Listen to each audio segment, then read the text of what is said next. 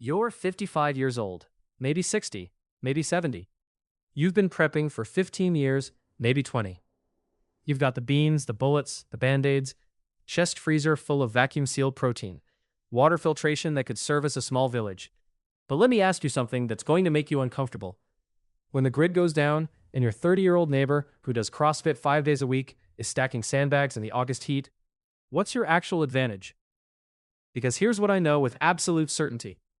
99% of survival content is written for 25-year-old gym rats who think they're going to tactical roll their way through the apocalypse. They're going to learn real fast that collapse is a marathon, not a sprint. And marathons favor different skill sets than Hollywood sold them. Let me paint you a picture of what actually matters when infrastructure fails for months or years. It's not about who can do the most burpees. It's about who can think 3 moves ahead while everyone else is reacting. It's about who has the patience to wait when waiting is the tactical advantage.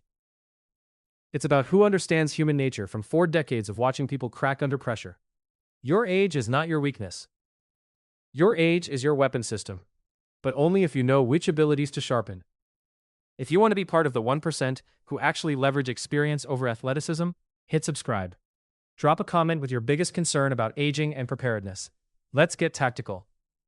Today I'm breaking down the 6 quiet survival abilities that give older preppers a devastating advantage. Not the obvious stuff. Not you have more money to buy gear. I'm talking about the cognitive and psychological capabilities that compound with age. The ones that turn your supposed disadvantage into everyone else's nightmare. Forget the tactical fitness influencers. Forget the YouTube operators doing plate carrier sprints. Here's what actually wins when the lights stay off. First ability. Pattern recognition at scale. You lived through 5 recessions, maybe 6. You watched the housing crash. You saw the dot-com bubble burst. You remember gas lines in the 70s, if you're old enough. And here's what that gives you that no amount of CrossFit can replicate. You recognize the early warning signs. When everyone else is debating whether things are really that bad, you've already seen this movie. You know what it looks like when social trust starts degrading. You recognize the specific tone shift in news coverage that precedes real panic. You felt the atmospheric change before a bank run, before store shelves empty, before rational people start doing irrational things. Let me teach you something they don't cover in prepper forums. Pattern recognition is about temporal compression. You can hold 2 decades of supply chain behavior in your head simultaneously. When diesel prices spike and fertilizer costs jump and export restrictions get mentioned in the same news cycle, you're not Googling, "Is this normal?" You're cross-referencing against 1980 and 2008 and 2020. You're making connections between data points that younger preppers don't even recognize as related. Pop quiz. What do you do when you spot the pattern forming? While the 30-year-olds are still on Reddit asking if they should start prepping, you're already 3 moves deep. You hit Costco on Tuesday morning, not Saturday afternoon when the panic shoppers arrive. You top off propane tanks in July, not October, when everyone remembers they need heat. You rotate prescription medications through your stockpile before the pharmacies implement rationing. This is the physics of temporal advantage. You're operating in a different time frame than everyone else. They're reacting to the crisis. You reacted to the conditions that create the crisis. Run the numbers on what that positional advantage is worth. When everyone else is competing for the same dwindling resources, you're already stocked. When they're paying panic prices, you bought at baseline.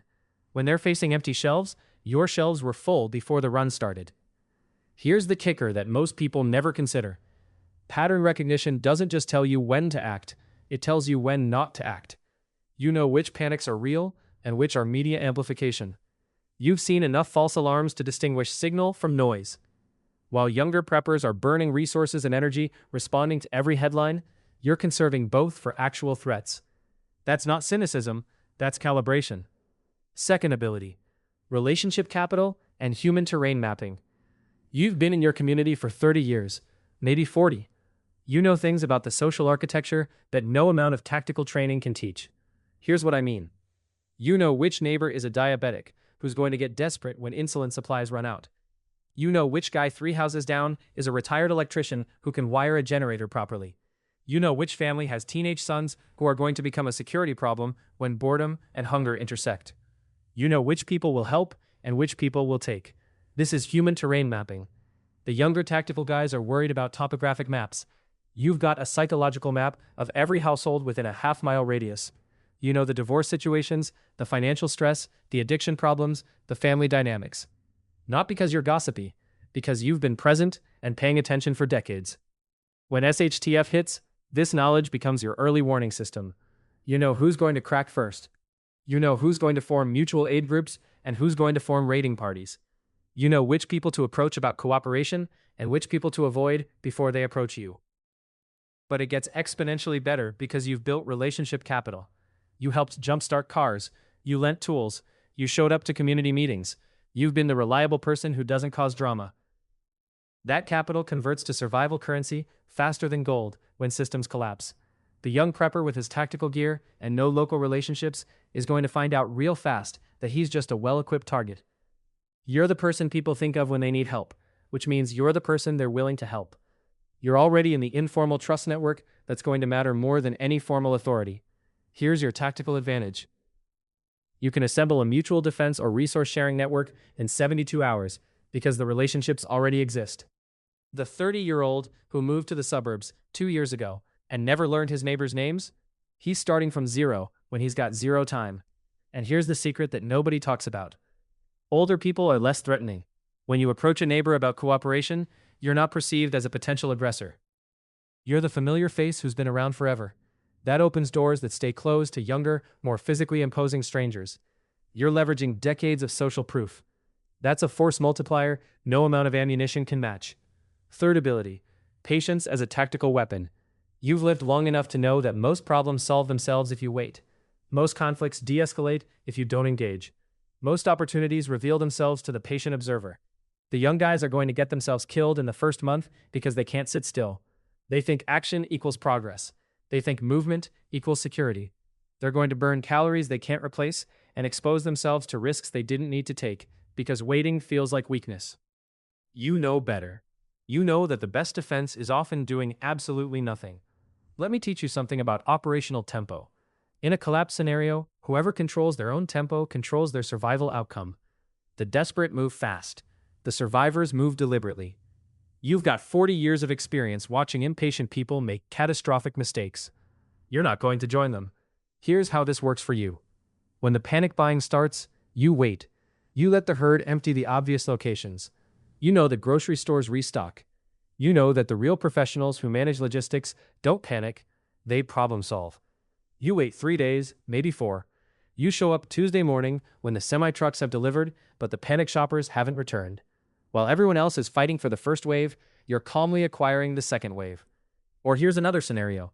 Looting breaks out in commercial districts. The young tactical guys are thinking about defending their homes with force. You're thinking about not being there. You know that the looters will hit the obvious targets first. Stores, warehouses, distribution centers. They'll burn themselves out in 48 to 72 hours. So you wait. You keep your house dark. You make no noise. You present zero profile. You let the chaos exhaust itself while you're conserving energy and avoiding risk. When they've moved on to the next neighborhood or collapsed from exhaustion, you emerge to secure what they missed.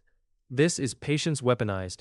You understand that time is your ally when you have preparation and everyone else is running on fumes.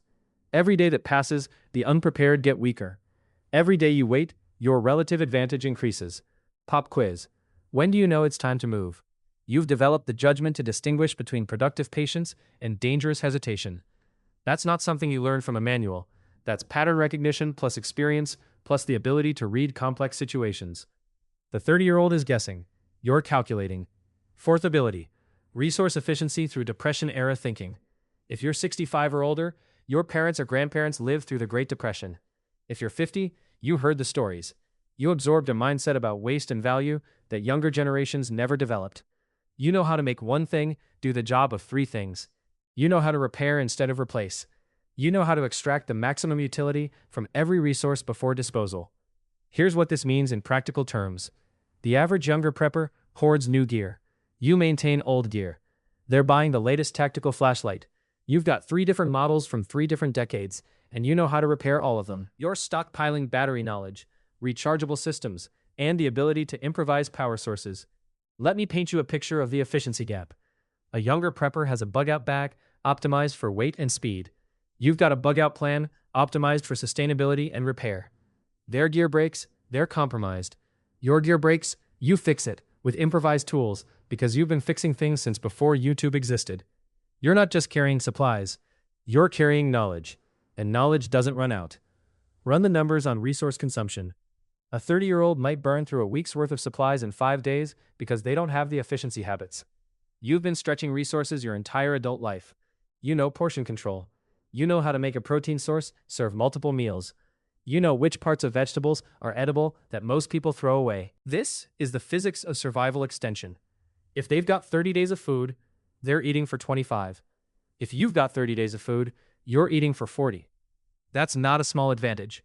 That's the difference between making it to spring planting and starving in March. Here's where it becomes your multiplier. You know how to repurpose. That broken appliance isn't trash, it's spare parts. That worn-out clothing isn't garbage, it's insulation material, or water filters, or cordage.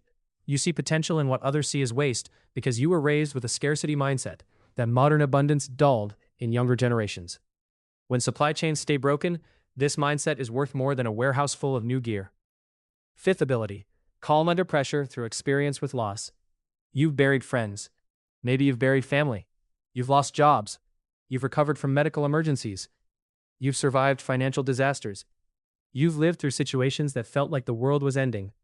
And here's what that bought you: emotional regulation under crisis conditions. The younger preppers are going to panic when their plans fall apart, because most of them have never experienced real loss. They've never had to make decisions when there are no good options. They've never had to function while grieving or terrified or watching people they care about suffer. You have, and you kept functioning anyway. Let me teach you something about psychological resilience. It's not about being tough. It's about having reference points for pain and loss and fear. When SHTF creates a situation that's a 7 out of 10 in horror, the 30-year-old who's never experienced worse than a 3 is going to freeze. You've lived through 5s and 6s, maybe 8s. You've got the cognitive framework to process it and keep moving. This is your psychological armor. Not because you're emotionless, because you know what you're capable of surviving. Here's how this works for you tactically. When neighbors are making fear-based decisions, you're making calculated decisions. When people are arguing about what to do because they're paralyzed by stress, you're already doing what needs doing. When someone needs to deliver bad news or make a hard call, you're the person who can handle it without falling apart. Leadership emerges in power vacuums. Age plus emotional regulation fills that vacuum faster than youth plus tactical gear.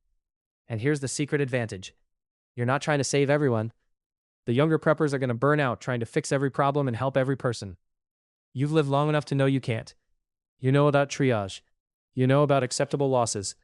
Sometimes the most merciful thing is to let nature take its course. That sounds cold until you realize it's the only way to preserve resources for the people you can actually help. The ones who won't do the math on this are going to sacrifice their own survival trying to achieve impossible rescue outcomes. You're going to make the hard choices and survive to help the next person. This doesn't make you invincible. Nothing makes you invincible. But it makes you functional when others are catatonic.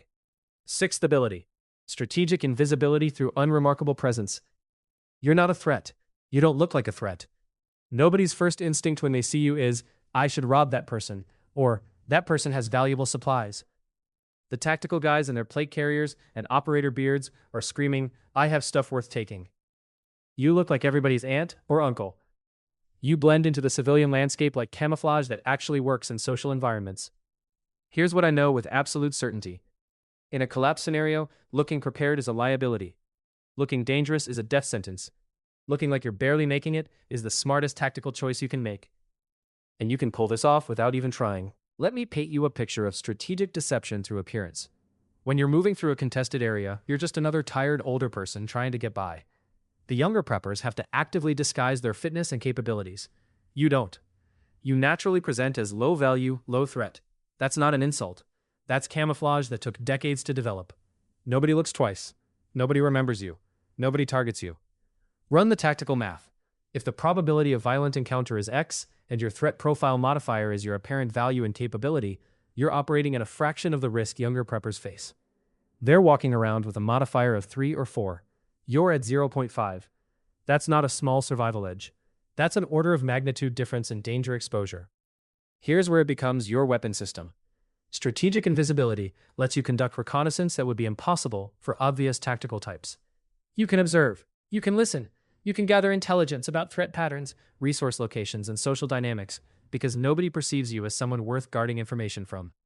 While the young operators are trying to sneak around in the shadows, you're walking through the front door in plain sight. And here's the kicker. When you do need to present as capable, you have the element of surprise. Everyone's underestimated older people their entire lives. That's your ace card when conflict becomes unavoidable. They're not prepared for competence wrapped in an unremarkable package. By the time they realize you're not what you appeared to be, you've already gained positional or temporal advantage. That's the physics of underestimation weaponized. Now let's talk about the integration pattern. These 6 abilities don't operate independently, they compound. Pattern recognition tells you when to activate relationship networks. Patience lets you wait for optimal timing on resource acquisition. Efficiency stretches what your networks can provide. Emotional regulation keeps you functional while executing plans that patient pattern recognition identified. Strategic invisibility lets you move through environments to leverage all of the above. This is systems thinking applied to personal survival. You're not just good at individual skills, you're operating an integrated capability framework that younger preppers won't develop for 20 more years, if they survive that long. Here's your reconnaissance assignment right now. Audit your actual advantages versus the fictional advantages survival media sold you.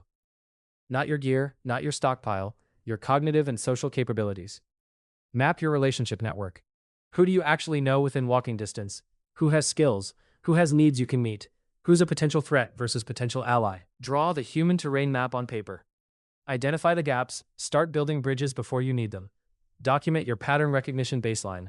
Write down what you're seeing right now in terms of economic indicators, social trust degradation, supply chain stress. Date it. Review it monthly. When you see the same patterns again, you'll recognize them faster. You'll have lead time while others are still figuring out what's happening. Practice patience in low-stakes scenarios. When the news creates artificial urgency, consciously choose to wait. When everyone's rushing to do something, observe what happens when you don't.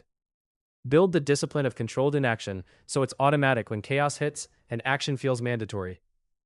Audit your resource efficiency. How much waste are you generating right now in comfort conditions? What could you repair that you're replacing? What are you throwing away that has utility? The habits you build now become automatic when resources get scarce. Document your crisis experiences, the times you kept functioning when things fell apart. Write down what that felt like, how you managed it, what got you through. That's your psychological reference library. When new crises hit, you'll pull from those documented experiences instead of freezing in unfamiliar territory.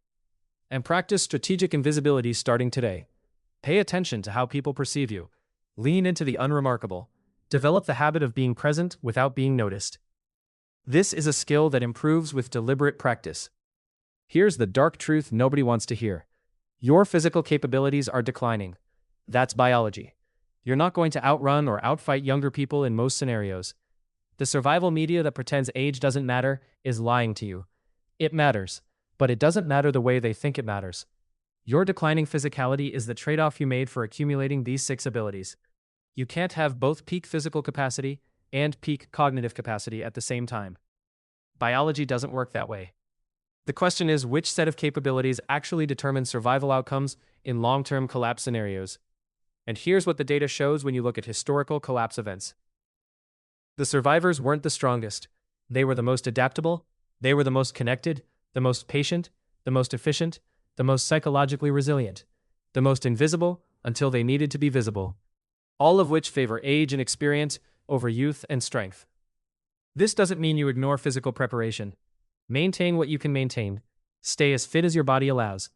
But don't fall into the trap of competing on physical metrics you can't win. Compete on the metrics where age is the advantage. Strategy over strength. Networks over speed. Patience over aggression. Efficiency over abundance. Psychology over physicality. Invisibility over intimidation. That's your competitive framework. The young tactical operators are playing one game. You're playing a completely different game that they don't even recognize as legitimate until it's too late. You can spend the next year trying to become a worse version of a 30-year-old operator, or you can spend it becoming a better version of an experienced survivor. You can chase capabilities you're losing, or you can sharpen capabilities you're gaining. Your choice right now is binary. You can consume this content and change nothing, or you can open a new tab right now and start documenting your relationship network. Map the humans, note the skills, identify the gaps. That's day 1. Day 2, you start building the bridges before you need them. One conversation, one favor, one connection. Compound it weekly. 99% won't do this. They'll nod along and go back to buying more ammo they don't need. 1% will think about it. 0.1% will actually execute. That 0.1% will be the older preppers who recognize that their age is the weapon system everyone else overlooked. Class dismissed.